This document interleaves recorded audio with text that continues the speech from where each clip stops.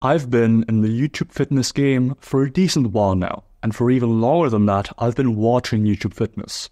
In this video, I'll be ranking different fitness channels in terms of how good the information and entertainment they provide is. All so that you can know which channels to watch and which channels not to watch. Enjoy.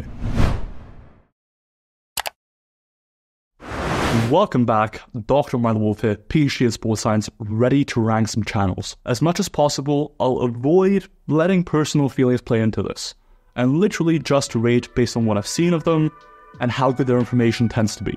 Let's get into it. First up, we have Jeffrey Verity Schofield, or however you say it. I'm foreign, I apologize. Honestly, from what I've seen, his information is at least decent.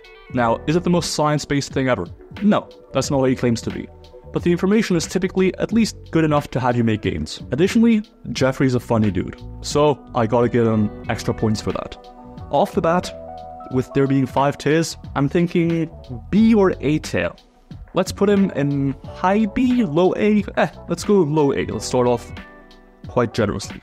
Low A for Jeffrey Verity Schofield, whatever you call it. Next up, we have Jeremy Ethier. Now, his demographic, from what I've seen, like his content and what have you, they are not really geared towards the same audience I try to speak to. I try to speak to someone who's been training for at least like a year, also beginners, but predominantly people who've been training for a little while. Jeremy's content, from what I've seen, is geared towards more of a general population that's trying to lose fat, get into working out, and do so effectively. But despite the difference in who we're ultimately speaking to, I've found the content I've watched of Jeremy's to be pretty solid. He takes scientific findings and typically makes them as easy to digest as possible. With that being said, I have seen some older content of his around EMG that wasn't ideal. But from what I've seen, he's stopped doing that entirely. So overall, minus the EMG stuff, I've honestly been really impressed. So I'd give Jeremy like a high A tier. So without further ado, into the high A tier Jeremy goes. Next up, we have Natural Hypertrophy, another one of those so-called noble natties. Now, I don't know his actual name, so I'll keep referring to him as Natural Hypertrophy. His advice is usually pretty okay. It's not the most evidence-based out there, but it's usually pretty reasonable. It's not gonna kill your gains by any means. I think if you were to listen to him, compared to the average influencer, you'd probably make slightly better gains than average. So I'm gonna go ahead and give him a low A, high B, just for consistency's sake. I do think his information is about on par with Jeffrey Verity Schofield, but from what I've seen, Jeffrey does tend to pay attention to the science a bit more, so I'm going to give him a high B tier. And again, I'm trying not to pay attention that he's a fellow Frenchman here, although I'm not actually French, and so I'll let you keep guessing what ethnicity I am. Enjoy. Next up, we have House of Hypertrophy. I know, the order in which I'm ranking these people makes absolutely no sense. Bear with me here.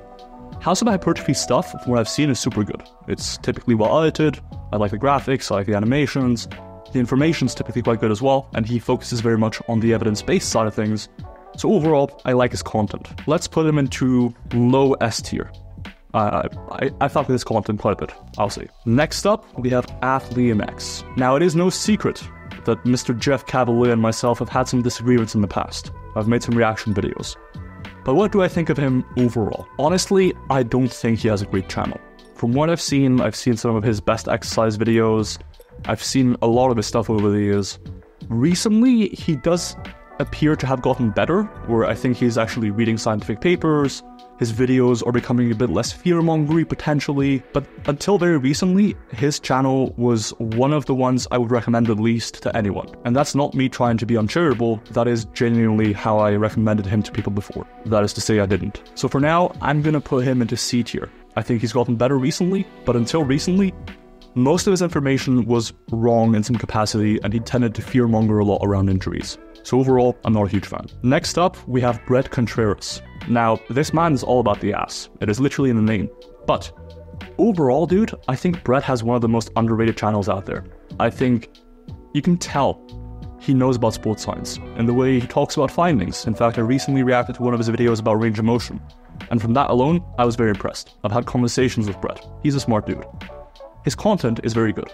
It's a bit sporadic. From what I've seen, he doesn't schedule videos super consistently, he doesn't release them super consistently, and much of his content does tend to revolve around glute hypertrophy, but equally, much of what he speaks about is generalizable. So I think if you're not already following Brett, you probably should. Another cool thing about Brett is that he actually does science. And so, for example, recently he funded a study on the squat versus the hip thrust. And for that reason, I'm going to put him into S tier. Next up, we have Greg Doucette.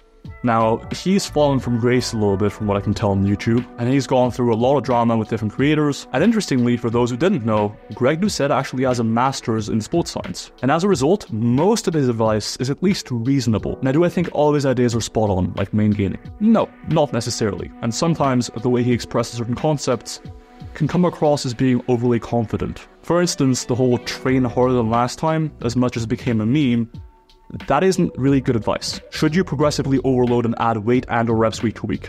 Absolutely. But what about today?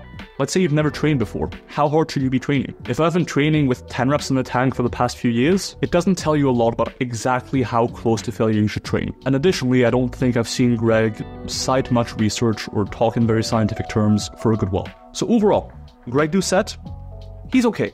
He's not my favorite by any means, but he is okay. So I'm going to put Greg Doucette in high B tier. Alright, next up we have Dr. Pack, the fat bald man who keeps coming to the studio and using it as his own. Now, I am biased on this, because he is a friend and lover, ? But trying to put all my bias aside, I think his videos are solid. I think they're a good middle ground between just casual, off-the-cuff, talking to you, presenting some science, but also being sufficiently evidence-based to tell you what matters and what doesn't really matter. And for someone who's just trying to make gains, I think his channel is a wholehearted endorsement. His channel's kind of like mine if I was a lot more funny. So I would say go check it out. And for that exact reason, I'm going to put him in mid-S tier. Into mid-S tier he goes. Next up, we have Alex Leonidas, aka Alpha Destiny, as he used to be called. I think he's one of those cases where recently, like the content I've seen come out from him over the past 2 or 3 years, has really gone up in quality substantially. Whether it's the quality of the actual video, whether it's the quality of the information being presented, it's gone up quite a bit overall. Back in the day, I used to think his channel was a bit more average in terms of the information being delivered. But nowadays, he's definitely above average. Once again, is he the most evidence-based person out there? No. And in fact, I think he's part of the noble natty crew, or whatever they call it. But generally, his information's pretty on point, although there is sometimes some fluff. So all things considered, I'm going to put him into high B tier. Next up, we have Ryan Humiston. Now, I've reacted to Ryan twice at this point, and both times I haven't been too impressed. Ryan is still in that era of big-time YouTube influencer where you're relying upon AMG as a means to make a lot of content. And a lot of the big-time YouTubers, quote-unquote, have gone through this era. The difference is, Ryan in 2024 is still doing this, even though this has been called into question by basically every reputable evidence-based practitioner out there. And there's literature to back that up as well. Similarly, the way he expresses whether one exercise is better than the other in videos tends to be very black and white. And so, because Athlex is at least improving, and I think Ryan, I'm not sure if he is, I haven't actually watched any of his older content, I'm going to put him into C tier along with Athlex, just because I don't think I've seen him improve very much. Next up, we have Meso Hand. I think Meso is generally pretty solid. He's evidence-based, he definitely reads his papers. One of the issues I take is that his stances can sometimes be a bit oblique. Essentially, I think that because his background isn't so much in sports science or in physiology or what have you, sometimes his takes on certain topic, like the P ratio debate, around whether or not you need to be lean in the first place to make lean gains, his stances on certain topics tend to be a bit obscure.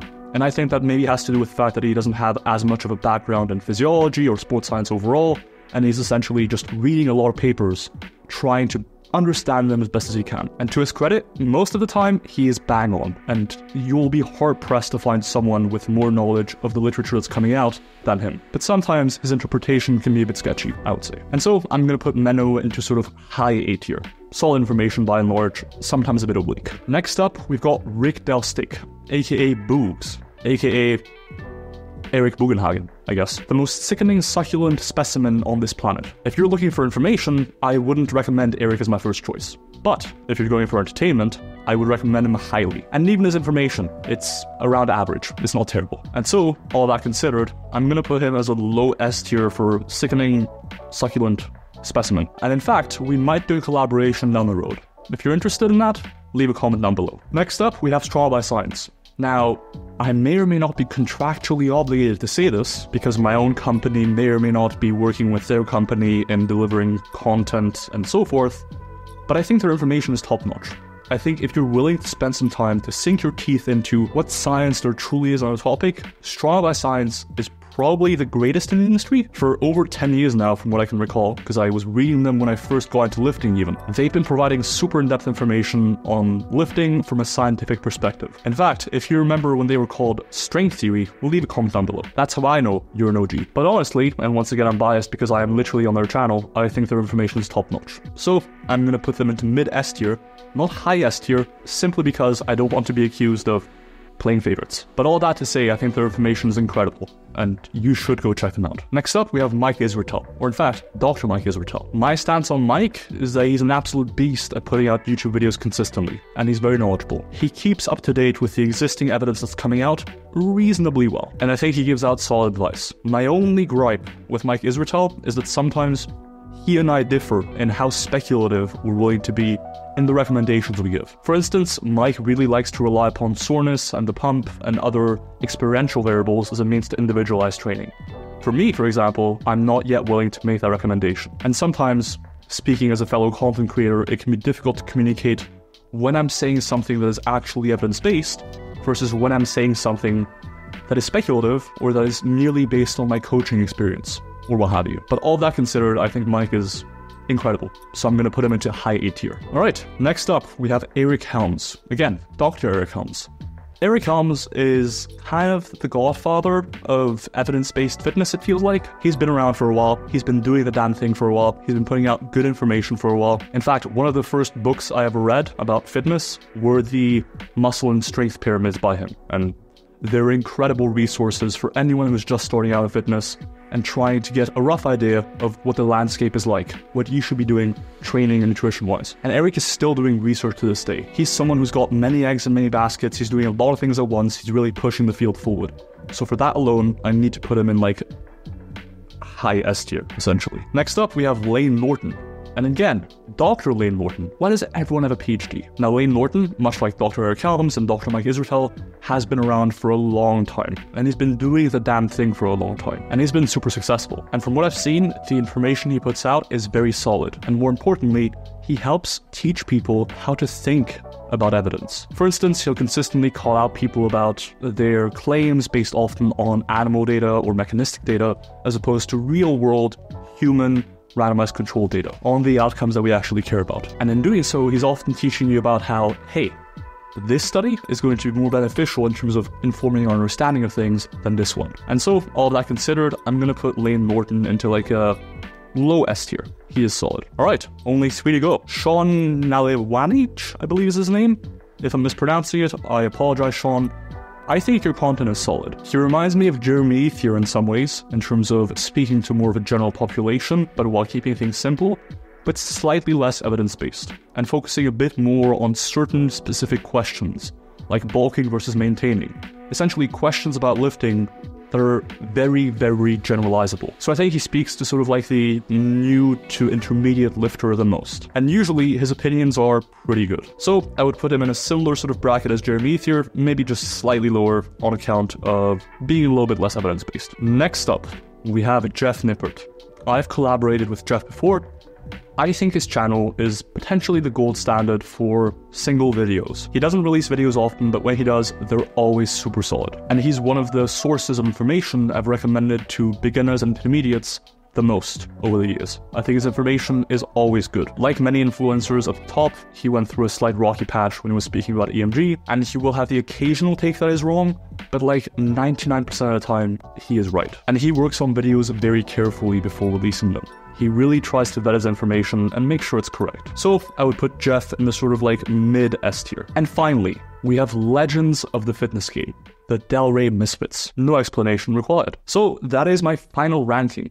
I've got a lot of people in S tier because I think their information is very solid or they're very good entertainment. I've got some people in A tier and I think their information is typically very good. And I've got some people in B and C tier. And honestly, looking at this tier list, I think it makes sense. But what do you think? Do you think I was too harsh on someone? Too nice on someone? Leave a comment down below letting me know what you think. What is your tier list like? Please don't put Wolf Coaching in D tier. I beg you. Surely the length and gangsta track alone makes me S tier. Top of the S tier. The rap game better watch out, you feel me? If you like the video, leave a like, comment, subscribe. Following influencers It's a lot of work. What if a training app could construct your training plan for you instead, so you didn't have to listen to all these videos of me rambling? Well, we've been working on a training app that is designed to do exactly that, and it's called MyoAdapt. There is no other training app out there that is as good as MyoAdapt. Having looked at the competition, I can confidently say that. It is a super flexible tool that will deliver you with an individualized program. It isn't template-based, it truly individualizes training to you. You want to train 2 days a week? It can do that. You want to train 1 day a week? It can do that too. You want to follow a push-pull legs routine, or an upper-lower, or a full body, or what have you? It can do that too. You're time constrained? MyoAdapt has got you too. It'll give you the best exercises in terms of bang for buck. There are so many features in MyoAdapt that will take your training from good to great. It is genuinely like having a coach in your pocket, and it will only get better. So if you're trying to grow muscle, head to myoadapt.com and put in your email to be notified when it gets released. If you sign up when it gets released, you'll be able to lock in at a fraction of the price of most coaches out there, and it'll be the lowest price you'll ever get on MyoAdapt. If you like this t-shirt, oversized, lilac, or whatever it is, t-shirt, it is very cool. Did a little spin for you there. If you like it, go to rascalapparel.com and put in code WOLF at checkout for 10% off. They've got a ton of designs, and honestly, their clothing is my favorite stuff to train in. The designs look slick. I've been using their brand for a few years now, and so when my boy Omar reached out for a sponsorship, how could I say no? Go check it out. And now that I've sold my soul to you, have a phenomenal day, and we'll see you next time. Peace.